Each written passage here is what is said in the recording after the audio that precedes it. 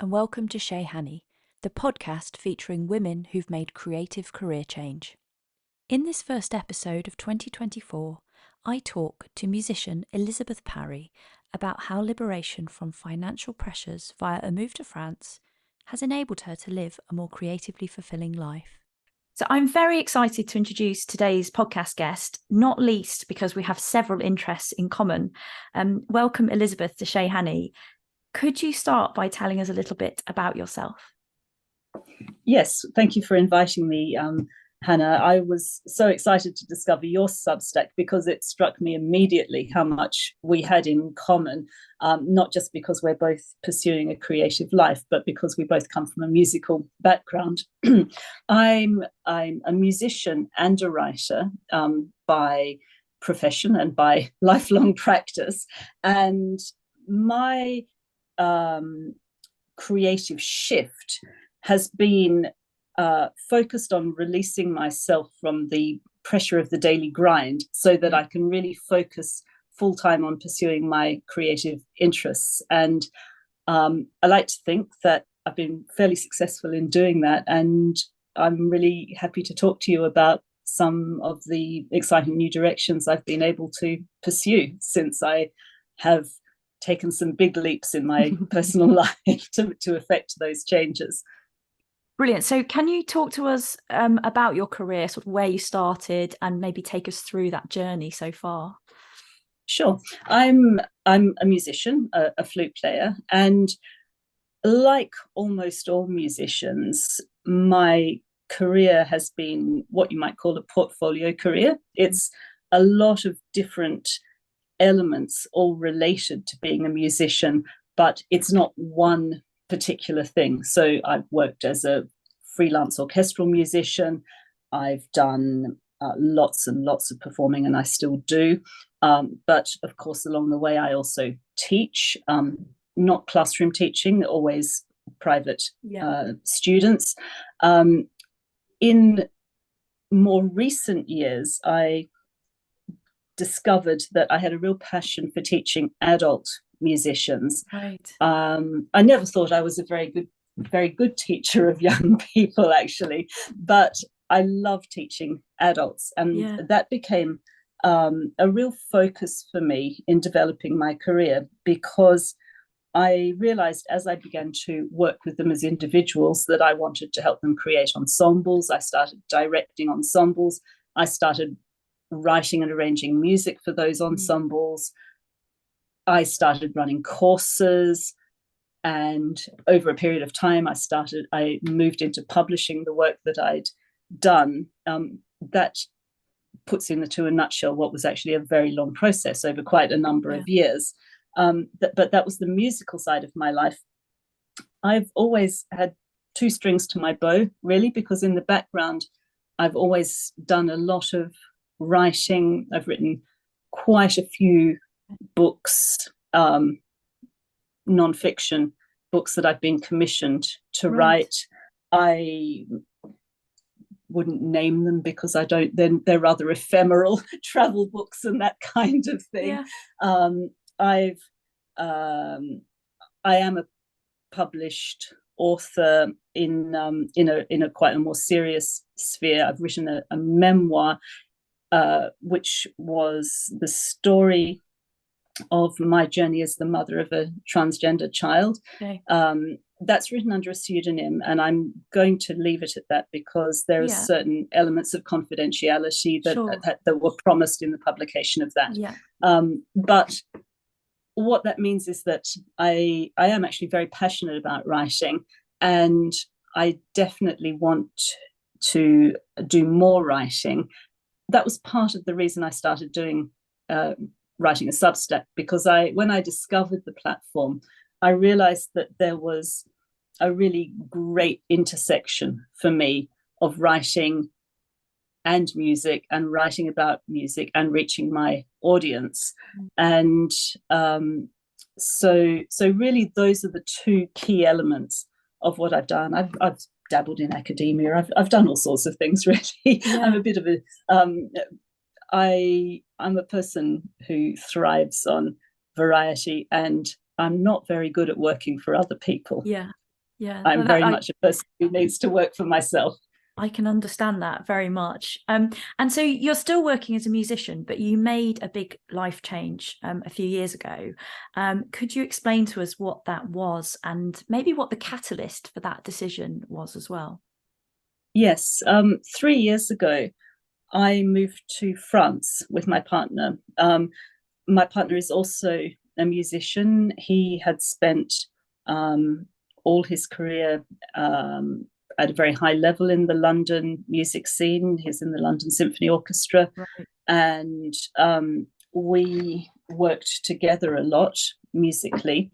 And as no one will have forgotten, 3 years ago, COVID struck. And when that happened, we and all of our friends in the musical world were faced with a huge crisis, because for freelance artists, the handouts were not there. Mm. And especially if you weren't over a certain amount, you weren't eligible for them. And Yeah. so a, a lot of musicians were really in a position of crisis when COVID happened. We couldn't work. What we did wasn't very suited to going online, although I will talk about that in a minute. Yeah. Because I did actually manage to pivot to a lot of online work. But it made us start thinking, as we tried to navigate creating an income stream for ourselves during COVID, it made us realize that actually, with everything that we had now put online, we started to run classes. I started teaching online, and we started focusing on our publishing work. Yes. And we realized that we could do that from anywhere. Mm. And we'd both always loved France. And we knew that in France, we could buy property far more cheaply than in the UK. Like most people, we still had a mortgage. Yeah.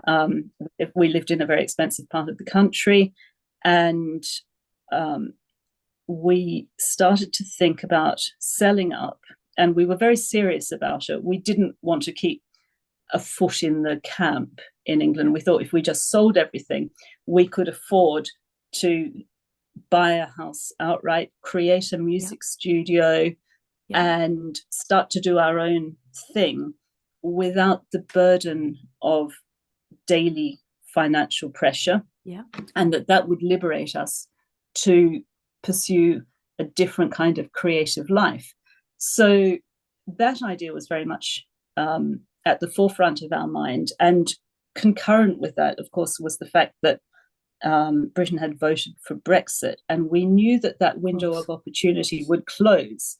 And so the first summer of COVID, when we were allowed to travel in a very, very limited way, we got in the car and we drove, and we had not any particular place in mind, but we had certain criteria. We wanted to be near an airport because we thought we would still go backwards and forwards for work, and that people would want to come to our courses.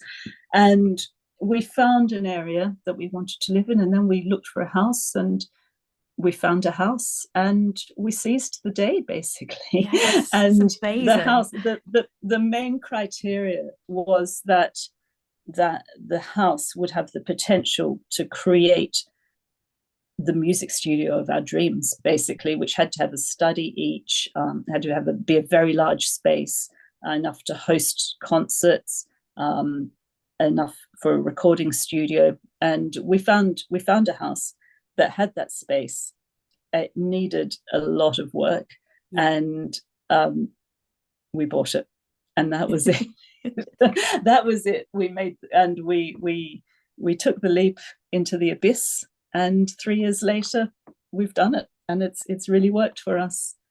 And it's an amazing story. I find this so inspiring because, I mean, you may know, or people listening who may have read some of my posts might know that France and the kind of, we tend to go there quite regularly on holiday. But I have this dream in my mind of one day we might make the move to France, whether it's permanently or as a holiday home, I don't know. So hearing your story is so inspiring to me. In terms of my own sort of ideals going forward.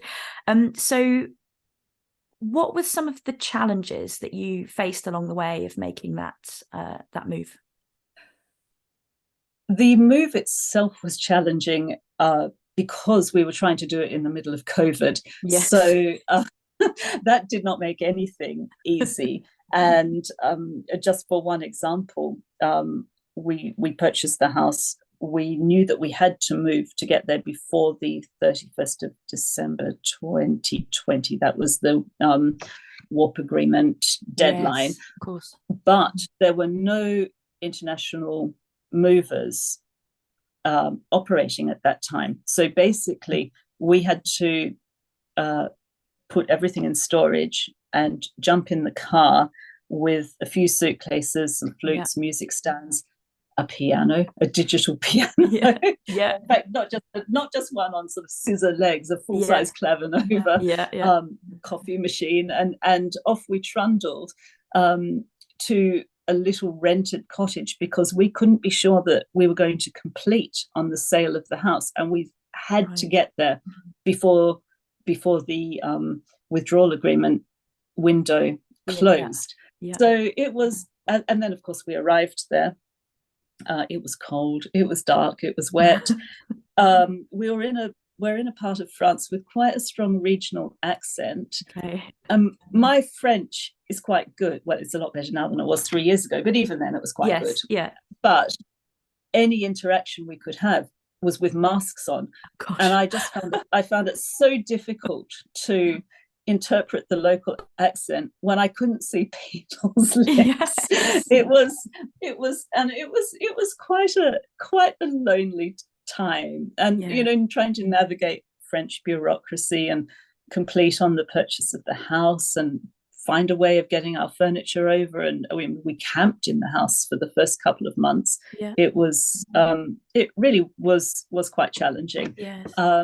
But we were so excited to be there, and we bought a couple of picnic tables, and we set up our computers on these tables, and plugged the clavinova in, and set up our laptops, and started running classes. And at the same time, we started work on the conversion of the roof space, which became the music studio. So I was trying to manage the construction project, which was not a small job, and work. And it was it was very challenging, but exciting. I think we really were living in quite a state of euphoria to have done it. We thought we'd done it. And we knew that there'd be a lot of dust that had to settle, literally, actually, because of all the building work in the house. But every day we could see the progress towards the end goal. So that's so wonderful, isn't it? When you, like, as you say, all those challenges, but you knew that you were making this this change for all good reasons, and eventually it would come together. We very much had an end goal. And we just kept moving towards that end goal, and there were many obstacles, but we pushed through all of them, and it was very exciting.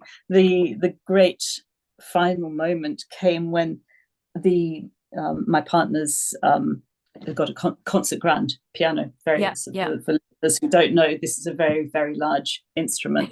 7-foot grand, and that had gone into storage in the Netherlands with specialist orchestral movers had taken, and had been sitting in the Netherlands for 6 months. Was that so that it could be in it was out of the UK? Yes, I see. That's exactly right, because once the curtain came down on the withdrawal agreement, import of personal effects was subject to duty.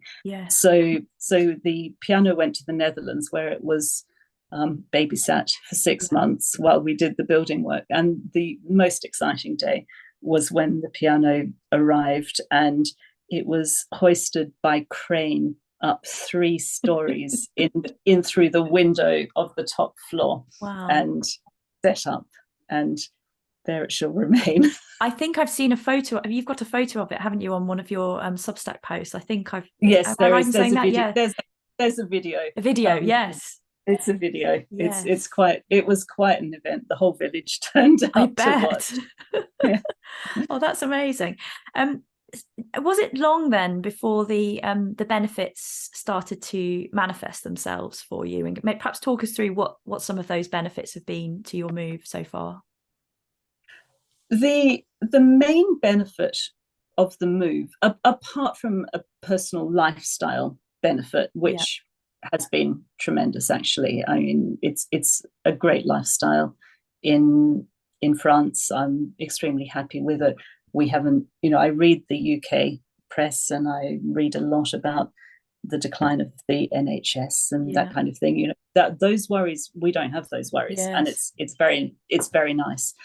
So there are a lot of personal benefits, but thinking about the core reasons for the move, which were essentially to liberate us to mm, pursue our creative life, I think we started really to see that 6 months in, once we'd finished the building work, yes, because that building work did take a huge amount of headspace, and it was pretty stressful at times, because as all building work is, there were people who walked off site, and that on one occasion leaving us without a staircase, that kind of thing. um, it wasn't easy. So I have to say it did get easier once we were able to move into our beautiful studio. We each had a study, we had a recording space, yeah, and at that point we started to be able to be much more productive. So the two avenues that we've focused on have been building our publishing business. So what started as a few self-published arrangements has now been able to grow into a business that we have nearly 50 publications yes. now, and Oh, fantastic. we have worldwide distribution through Universal Editions, and through in Europe and Asia, and Carl Fisher in the US. So as a Okay. musician, you'll know that these Yeah. are key names in music Yes. publishing. Yeah. So to create a little seed business, publishing a few of your own arrangements into something that got that kind of reach, I personally feel is an achievement to be Yeah. proud of, and that's Definitely. something that we continue to build. So that's been one avenue, and the other avenue has been our courses. So as I mentioned earlier, I'm very passionate about working with adult musicians, Mm. adult flute players, and previously, pre-COVID, I'd been running international courses for about 10 years. France, Italy, Greece, Spain, all over Yeah. Australia, all over the place. And every time I did that, I had to hire a venue. It was quite a Mm. complex operation. You hiring a venue, catering, all the things around it. So what we wanted to do was actually create our own venue so that we could run our courses in our own space Yes. and have everything on hand, and build a core of suppliers and venues for concerts and so on. And Yeah. so this year we ran our second course, and when that course finished, it was fully booked out again for next year. So we've Fantastic. been able to put in place a second course for next year, and that's something that I hope will also grow. So Yeah. there's a lot. So that's another focus, and then I have my own students, and I also run an online class called Friday Flutes Yeah. every Friday, and I have participants from around the world who join me in that. Mm. I teach in English when I'm teaching in person in France. I will teach in French, but Yeah. they're not on my courses. I should Yeah. hasten to add to anyone who might want to come. I teach in English on my Yeah. courses, but Friday Flutes, I have participants from the UK, the US, Norway, Italy, and Greece in this Okay.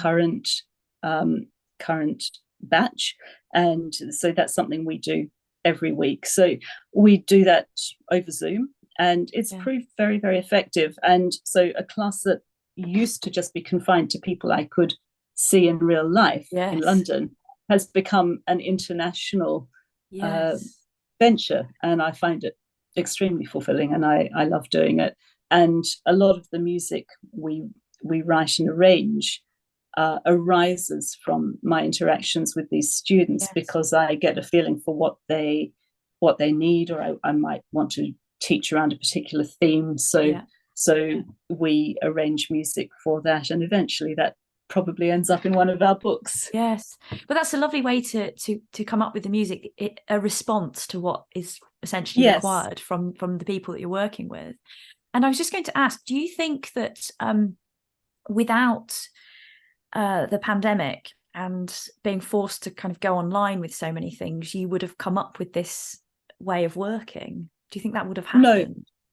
No, I don't think it would be, and I can be quite sure of that because I was very against teaching online. Right. Okay.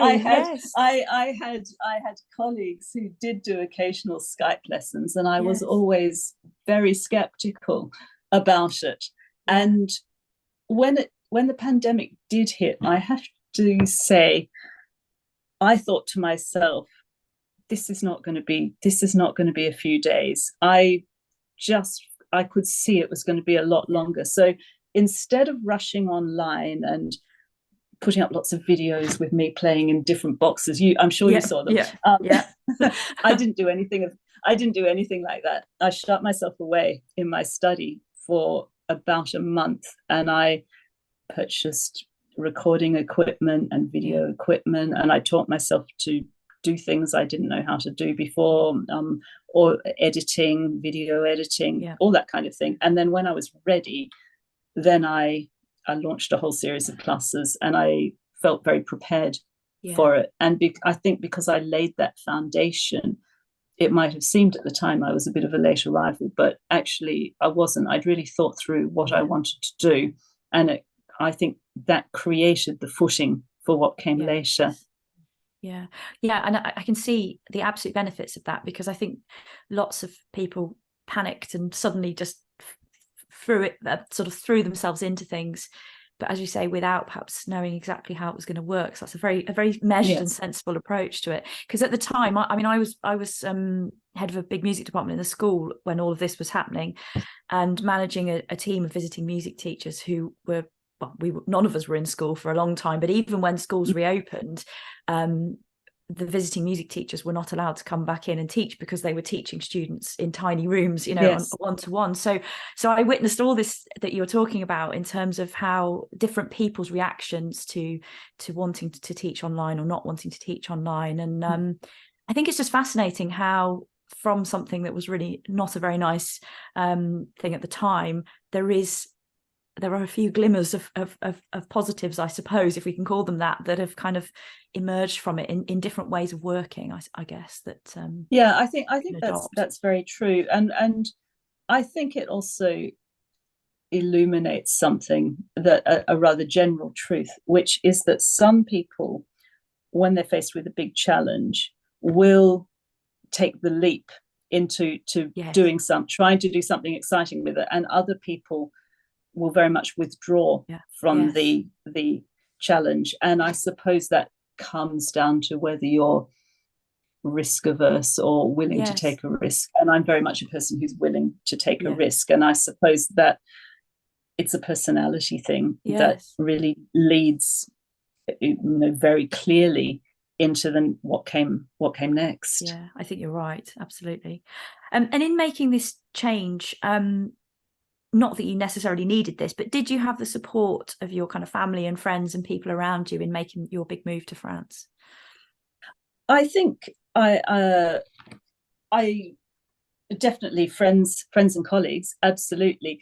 Family, much as I love them, were not really a part of the equation, because I've always lived a long way from my family anyway. I moved from Australia to the UK when I was 18, and I've lived there ever since. So and my children are young adults now, and they themselves have moved on, one to Melbourne and one to Boston. So we're quite we're close, but we're distant. Yes, So yes. whether or not I moved to France was really Yeah. not something that would impact on the way those relationships were conducted. Yeah.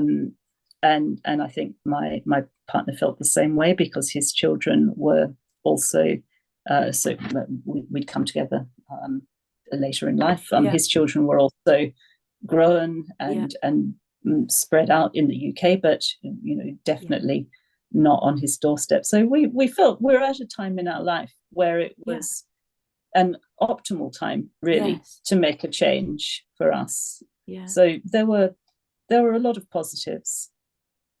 Yeah, and it's good that you were at that point where you could just do that, and it worked. And I think it sounds like you if it had been a different time when children were, I don't know what, doing GCSEs or something, obviously you couldn't seize the moment in the same way, although I'm sure I would have come up with something. Yes, you'd have found a way, I'm sure. But it all the pieces came together at the right time. Yeah. And I'm certain I know the answer to this, but do you feel that your move to France has enabled you to live more creatively? And perhaps you can talk to us about how that is the case. Yes, well, without doubt, the reason it's enabled us to live more creatively is that obviously when you are pursuing a creative career, you're almost by definition working for yourself. Your income is can be sporadic. You're always working towards a goal, or you should be, but it's definitely not a 9-to-5 money every month kind of scenario. And so it's very hard to fully commit yourself to that kind of life when you've got a mortgage to pay and all the associated expenses. So by moving, we were able to remove that mortgage burden. We were able to put money in the bank. We have a cushion. We have a beautiful house that we own, and so the financial stresses of everyday life were very much lifted, and that does free you up to take risks that you definitely can't take when you when the bank and your children need feeding. Yes. So that was very much a pivotal issue for us, being able to I guess in a way buy creative freedom, and then have the confidence to build on that, and we are at a point now where that work is generating the kind of results that we envisaged, but it meant that we could ride the wave. Yes. Yeah, no, that makes complete sense. And I think as much as we perhaps all don't want to link creativity and finances, they are intrinsically linked in many ways, aren't they? And actually sometimes if we can free ourselves of some of those financial burdens, it does allow for more time and more freedom to kind of explore the creative. They are intrinsically linked, and I think that it's very important not to forget that, actually, because I think too often creative artists, whatever their pathway, are almost embarrassed by the idea that they should seek some kind of recompense for the work that they're doing. But if your work is being consumed by others and enjoyed, then you should be not ashamed of being paid for it and needing to be paid for it. Creative artists are as much a part of the economy as anyone else, a fact that is all too often forgotten. Actually, the thinking about creative artists being paid is in a way what launched me into writing many years ago, when the Olympics came to London. People, all sorts of musicians, were being asked to work for no pay to celebrate this event. We were being told we should be proud to support the event, the country, and so on. And at the time, I and many musicians, all musicians, were outraged by this, really, because certainly the electricians and plumbers were getting paid. Yes, yes. And at the time, I wrote a rather impassioned blog post called "Do You Work for Free?" And to my surprise, it went viral in a very big way, all around the world. And I had all sorts of people, landscape gardeners, photographers, musicians, dancers, everyone writing and commenting and sharing this post. It really struck a nerve. And it was picked up by the Times, and these little things happened that actually led me into writing, reviewing, led to other things. Yeah. So it is a topic that's quite dear to my heart. Yes, actually. I totally agree with you. And I think as musicians, we come across this regularly, don't we? The people, society, it's not just individuals, but feeling that music is some kind of commodity that you're just entitled to have for free, without thinking about what goes into producing that, what goes into performing that, recording that, or everything that's factored into it. Absolutely. And everything around it, nobody probably gives a second thought to how much your instrument might cost, how much it might cost to insure that instrument, quite apart from the years of training, the gradual process, progress up the ladder, whatever it might be. The costs of buying a professional level instrument are huge. The cost of insuring that instrument is huge. And the idea that you don't need to be paid because you're doing it for the love of it is, to any musician or artist, really doesn't make any sense at all. But I suppose it's because most people partake in the arts as a hobby, or as a consumer of something lovely, and they think how lovely it is, and it must be lovely for us too, and it is lovely for us too, but it's also a job. Still need to pay the bills. Yes, that's right. Yes, I agree. So my final question, what would be your top piece of advice to someone listening who is contemplating a big life change? I'm a great believer in seizing the day. I really think if something is drawing you to that, you should interrogate your reasons. Maybe running away isn't a good reason, but ask yourself why. Look at how you can make it work. Planning is really important. Yes.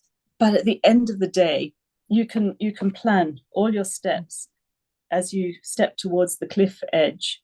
But the last step takes you over the cliff edge, and you do need to do that. That's the moment you have to seize, and that's the moment when you have to be willing to take the risk and hope that when you step over the cliff edge, the wings that you've built will work, and that you can fly your way down to the across to the other side. Absolutely. I think that's a great analogy to end our interview on. So Elisabeth, thank you so much for sharing your story with us. It's so inspirational, and it's definitely given me a few ideas as well for some future plans. So thank you. Thank you very much, Hannah. It's been lovely talking to you. That was Elisabeth Parry talking to Hannah Ash on the Chez Hanny podcast. This is episode 8 in the series Inspiring Creative Career Change. If you're interested in listening to the previous episodes, visit chezhanny.substack.com, where you can listen to everything and catch up on my latest blog posts. I'll be back soon with the next episode. See you then.